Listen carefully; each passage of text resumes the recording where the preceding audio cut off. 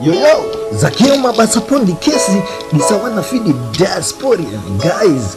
Them sugar no. Me come from Zimbabwe. Me come from Zimbabwe. Me come from Zimbabwe. Kumashingo kune dzimba dzemabwe. Andikanganwe kwandakabva nekuti nhamo yangu inini yabva. Skiri yakadaro inandite nekuti kuside kwangu azvite. Andikanganwe kwandakabva nekuti nhamo yangu inini yabva.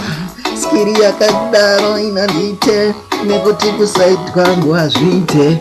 Yo, vamwe vedu kana tapinda diaspora tenge takuzvona kunge takora tichisimbisana bata tazora. Vamwe kumba uku vachifa nenzara. Handisimbise izvozvo zvakasara nekuti mangwana zvichakuomera. Wogaya kuti kumba ndodzokera apa wakuti vakundiregerera. Saka usakanganwe kwawakabva nekuti nhamo yako yowe yabva.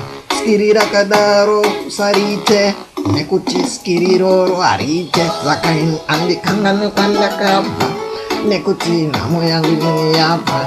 Skiri rakadaro inandite nekuti kusaidi kwangu azvite. Saka andikanganwe kwandakabva nekuti nhamo yangu inini yabva.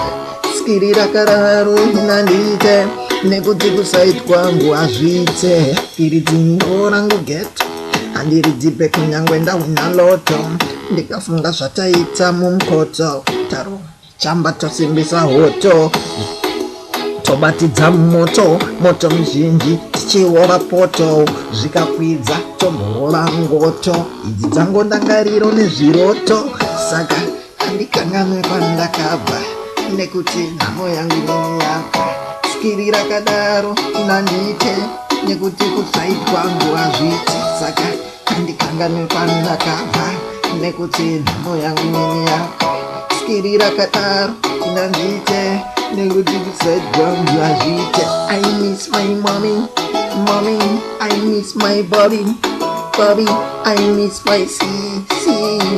I miss my bro, yo.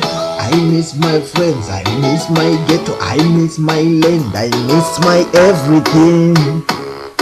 Andikanganwe kwandakabva ini. Andikanganwe kwandakabva nekuti nhamo yangu inini yabva. Skiri rakadaro inandite nekuti kusaidi kwangu azvite. Saka andikanganwe kwandakabva. Yeah.